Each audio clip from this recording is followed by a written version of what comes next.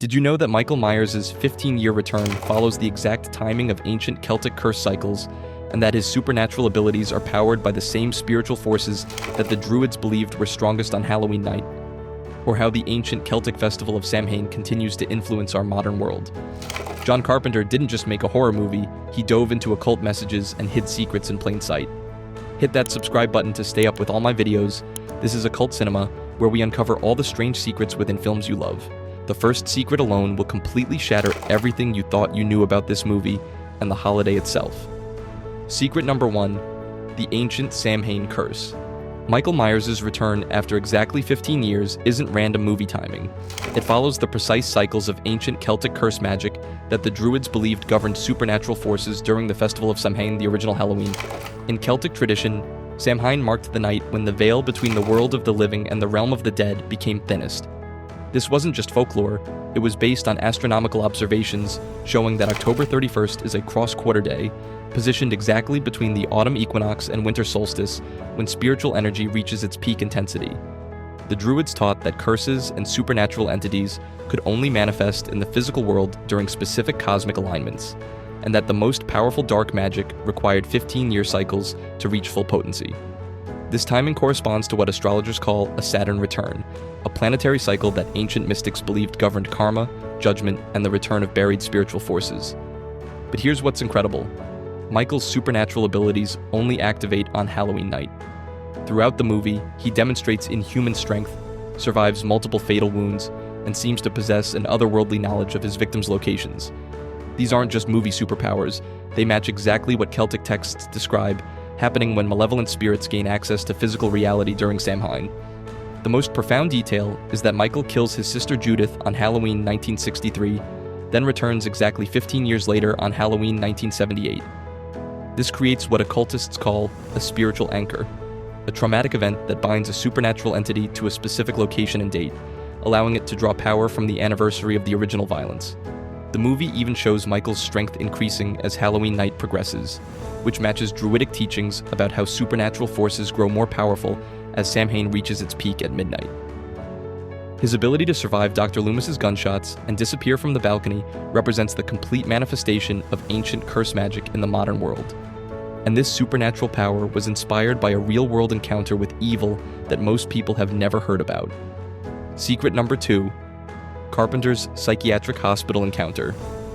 John Carpenter's inspiration for Michael Myers didn't come from other horror movies. It came from a terrifying real-life encounter with a child patient at a psychiatric hospital who possessed what Carpenter described as a look of pure evil that haunted him for years. During his college years at USC, Carpenter took a class that included a field trip to a psychiatric institution.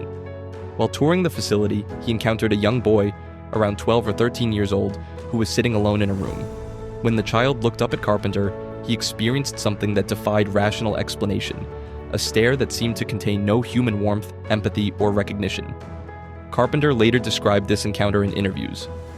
"This kid looked at me, and I got the chills. It was a look of pure evil. It was truly frightening, and I knew that I had to use that someday."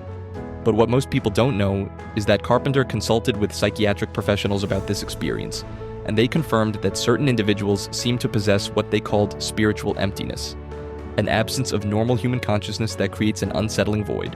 The most incredible aspect is how Carpenter translated this real encounter into Michael's character.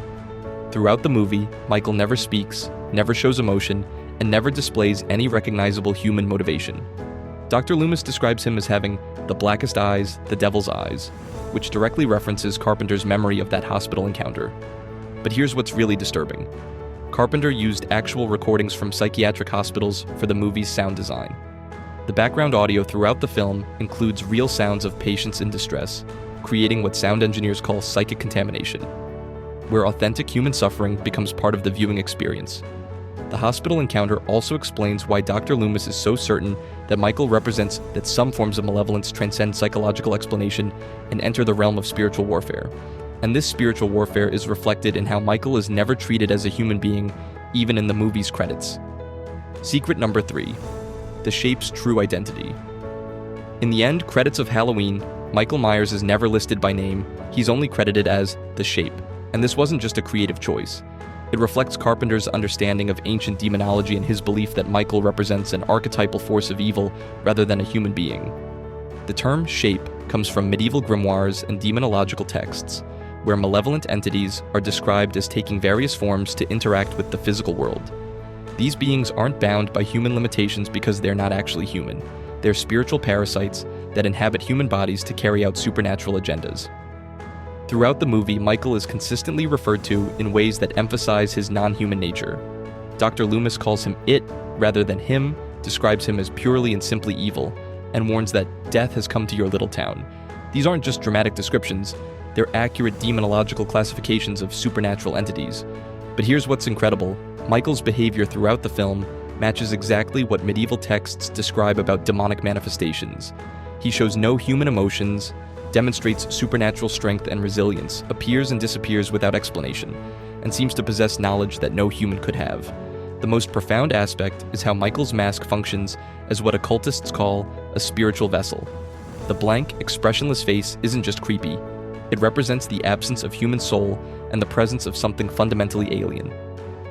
When Laurie removes the mask near the end, Michael's shocked reaction suggests that the mask isn't just a disguise, it's an integral part of his supernatural identity. The shape designation also connects to Jungian psychology and the concept of archetypal evil, the idea that certain forms of malevolence exist as universal patterns that can manifest through individuals who become vessels for these dark forces.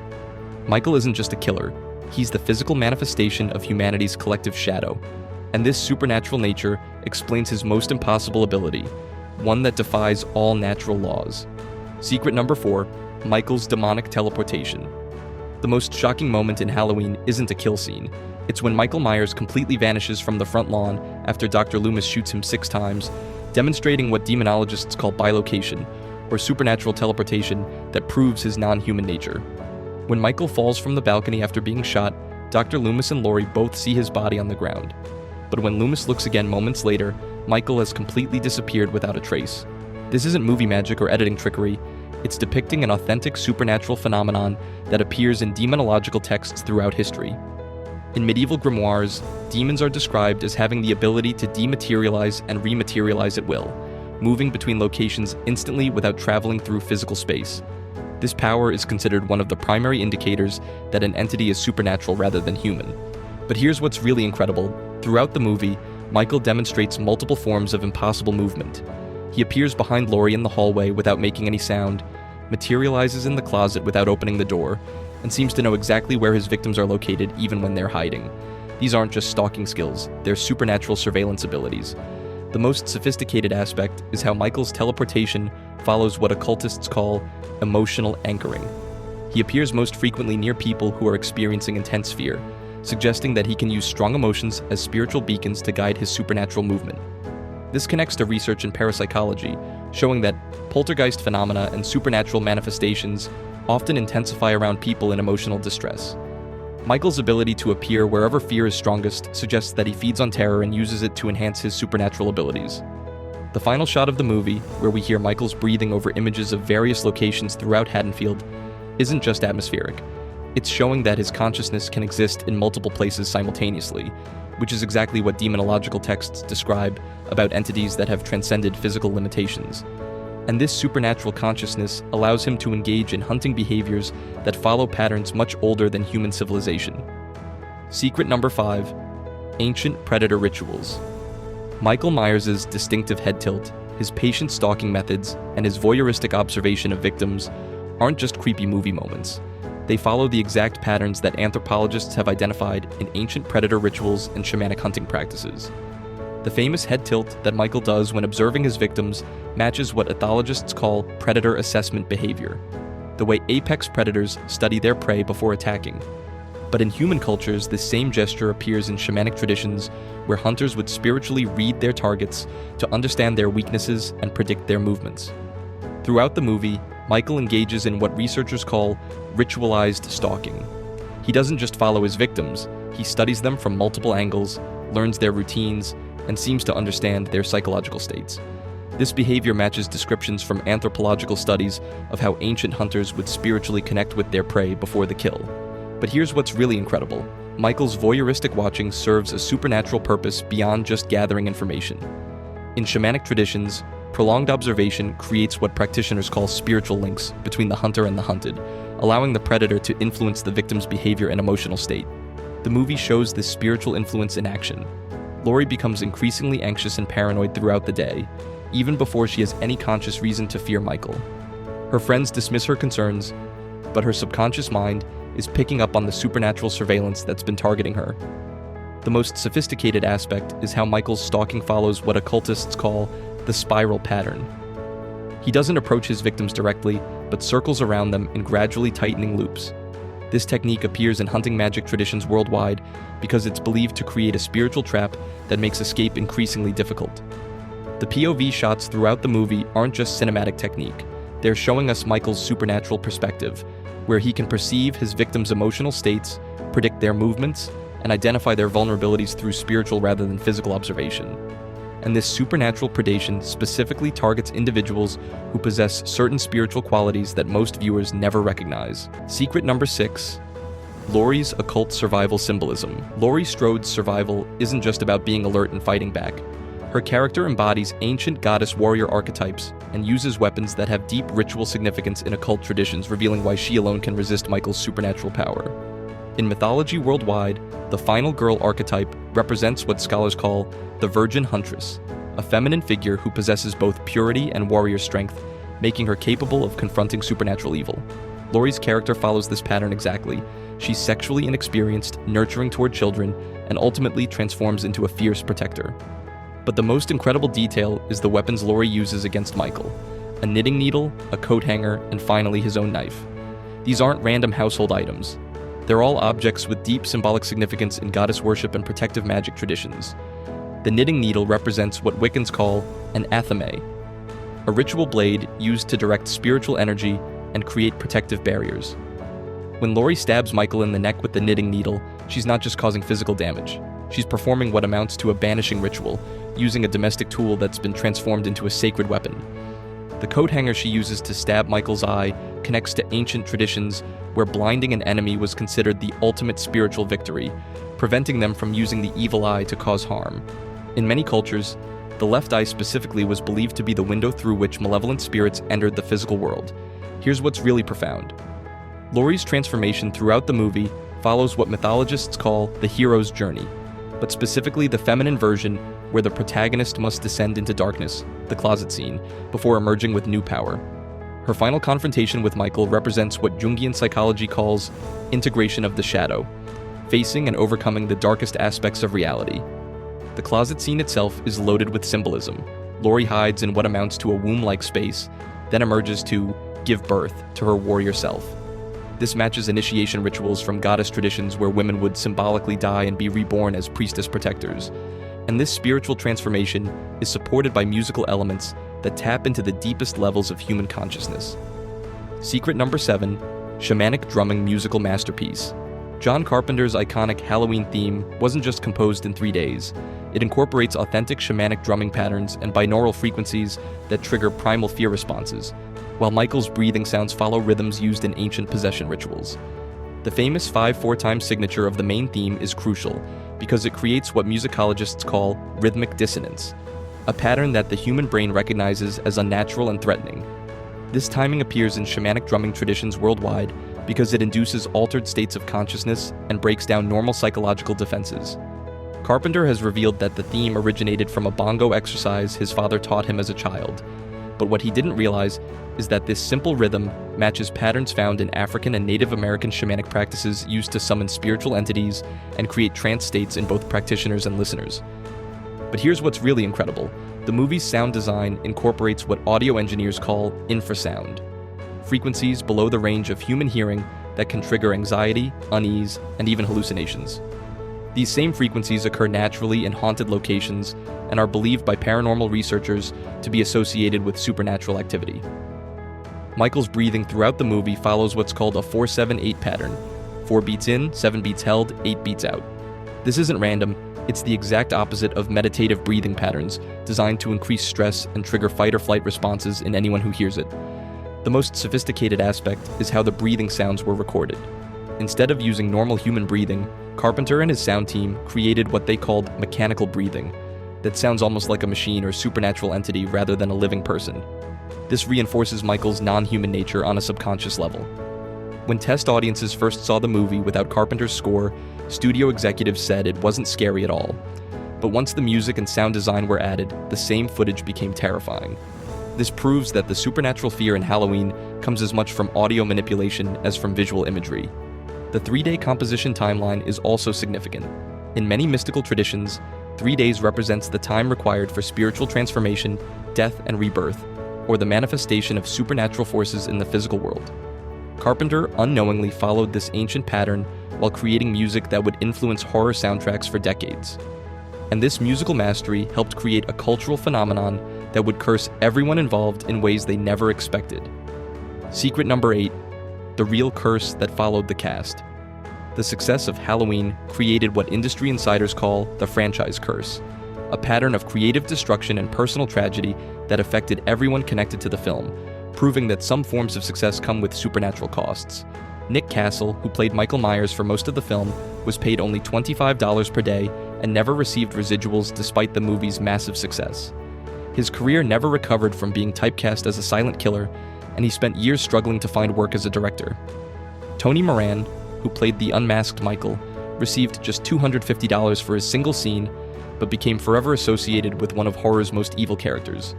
Tommy Lee Wallace, the production designer who also wore the Michael Myers costume in several scenes, found his career permanently linked to the horror genre despite his desire to work on other types of films. Even Deborah Hill, whose hands played young Michael in the opening scene, watched as the franchise she co-created was taken away from her and Carpenter by studio executives. But here's what's really disturbing. The movie's success spawned a slasher genre that influenced real-world violence. Multiple serial killers have cited Halloween as inspiration, and the film has been banned in several countries due to concerns about copycat crimes. This suggests that the movie's portrayal of supernatural evil may have awakened something dark in susceptible viewers. The most incredible aspect of the curse is how it affected the franchise itself. Carpenter and Hill lost creative control after Halloween 2, watching as their original vision was corrupted into increasingly commercial and violent sequels that betrayed everything they intended the character to represent. The curse even extended to the locations. The original Myers house had to be moved to prevent it from becoming a pilgrimage site for disturbed individuals, and several of the filming locations have reported increased paranormal activity since the movie's release. John Carpenter himself has spoken about feeling haunted by Michael Myers, saying that creating the character changed something fundamental about his relationship with horror and violence. He's described having nightmares about the character and feeling like he unleashed something into the world that he couldn't control. But the most profound aspect of the curse is cultural. Halloween created the template for decades of slasher films that increasingly glorified violence against women and turned murder into entertainment. The creators never intended this legacy, but they watched helplessly as their creations spawned imitators that missed the point entirely. And this cultural impact was made possible by a production miracle that most people still can't believe actually happened. Secret number 9, the 20-day production miracle. Halloween was filmed in just 20 days with a budget of $300,000, yet it earned over $70 million worldwide, making it the most profitable independent film in history. But the behind-the-scenes shortcuts and creative solutions reveal how desperation can create cinematic magic. The entire cast wore their own clothes because there was no costume budget. Jamie Lee Curtis bought Laurie's entire wardrobe at JCPenney for under $100, while Donald Pleasance, the highest-paid actor at $20,000 for 5 days of work, brought his own trench coat that became Dr. Loomis's iconic look. The famous Captain Kirk mask that became Michael's face cost just $1.98 at a Hollywood Boulevard novelty shop. But here's what's incredible. The movie was filmed in Pasadena, California during spring, not Illinois in autumn. The crew had to buy bags of fake autumn leaves, paint them orange and red, then scatter them for every outdoor scene. After each take, they'd collect every single leaf to reuse in the next shot. If you look carefully, you can spot palm trees in several scenes, completely destroying the Midwest illusion. The 20-day shooting schedule was so intense that the cast and crew worked 6 days a week, often 14-hour days, with Carpenter directing, composing music, and editing simultaneously. The movie was completed from script to final cut in less than 4 months, a timeline that would be impossible for a major studio film today. But the most incredible detail is that the movie's success was almost accidental. It was initially released in just a few theaters as a low-budget exploitation film, but word of mouth and repeat viewings turned it into a cultural phenomenon that nobody predicted. And this success was built on a foundation of authentic supernatural geography that most viewers never recognize. Secret number 10. Haddonfield's supernatural geography. The Myers house isn't just a movie location. It represents what occultists call a spiritual anchor point, and the real house's history reveals connections to supernatural phenomena that extend far beyond the film itself. Haddonfield, the fictional town in the movie, was named after Deborah Hill's real hometown of Haddonfield, New Jersey, a location with its own history of unexplained phenomena and colonial-era witch trials. Hill chose this name because she understood that certain geographical locations seemed to attract supernatural activity across generations. The Myers house in the film was based on a real abandoned Victorian mansion that the crew discovered during location scouting. The house had been empty for years and had a reputation among locals for being haunted, with reports of strange sounds, unexplained lights, and an oppressive atmosphere that made people uncomfortable. But here's what's incredible. After filming wrapped, the real house had to be moved to a different location because it was attracting disturbed individuals who wanted to recreate scenes from the movie. The house now exists in a different city, but reports of paranormal activity have followed it to its new location. The supernatural geography extends beyond just the house. In the movie, Michael's killing spree follows what dowsers and geomancers call ley lines, invisible energy pathways that are believed to connect sacred and cursed locations. His victims are all killed at specific points that form a geometric pattern when mapped out. The most profound aspect is how the movie presents Haddonfield as every town's haunted house story. Carpenter understood that every community has locations where tragedy occurred and where people report supernatural experiences. The Myers house represents all of these places, the spots where the veil between worlds remains permanently thin. The cemetery scenes in the movie were filmed at an actual graveyard, where several unexplained incidents occurred during production. Crew members reported equipment malfunctions, strange temperature drops, and the feeling of being watched by unseen presences. Even the street layout in the film follows principles from sacred geometry, with the houses positioned at specific angles that create what occultists call a spiritual amplification pattern. This wasn't intentional, but it may explain why the movie's atmosphere feels so authentically unsettling. The final shots of the movie, showing various locations throughout Haddonfield while Michael's breathing plays over them, aren't just atmospheric. They're suggesting that the entire town has become spiritually contaminated by his presence, turning an ordinary suburban community into a supernatural battleground. What makes Halloween so incredible is that it's not just using occult symbolism for atmosphere, it's actually demonstrating how supernatural forces operate in our world. The Samhain timing, the predator rituals, the spiritual geography, all of these elements reflect authentic traditions that have been preserved in folklore and mystical practices for thousands of years. The movie's lasting cultural impact proves that it touched something authentic in the collective unconscious. People recognize the truth in its portrayal of evil, the power of ancient timing, and the reality that some forces exist beyond our normal understanding of psychology and human behavior. But the movie also shows us that we're not helpless against these forces. Laurie's transformation from vulnerable teenager to fierce protector demonstrates that ordinary people can develop the spiritual strength necessary to confront extraordinary evil. Let me know what you think. Did you catch any of these occult symbols when you first watched the movie? Have you had experiences with supernatural phenomena, unexplained locations, or individuals who seem to possess that same spiritual emptiness that Carpenter encountered? Drop a comment below and let me know which of these secrets shocked you the most. And if you've noticed other examples of ancient spiritual knowledge hidden in horror films, I'd love to hear about them. If this video opened your mind to new possibilities about Halloween, supernatural phenomena, and the hidden spiritual knowledge in horror films, then subscribe to Occult Cinema. I'm constantly discovering movies and shows that contain authentic esoteric wisdom and practical spiritual techniques, and I break down exactly what they're teaching and why it matters. We're not just watching a movie about supernatural evil, we're living in the same world where these forces operate, surrounded by the same spiritual realities that the Druids understood and that Carpenter captured on film. The question isn't whether these forces are real. The question is whether we have the spiritual awareness to recognize them when they manifest in our own lives, and the wisdom to protect ourselves and others from their influence. Because in the end, we're all living in Haddonfield, ordinary people in ordinary places where extraordinary evil can manifest when we least expect it. The only question is, will you be like the victims who never saw it coming? Or will you be like Laurie Strode, ready to fight back when the shape comes calling?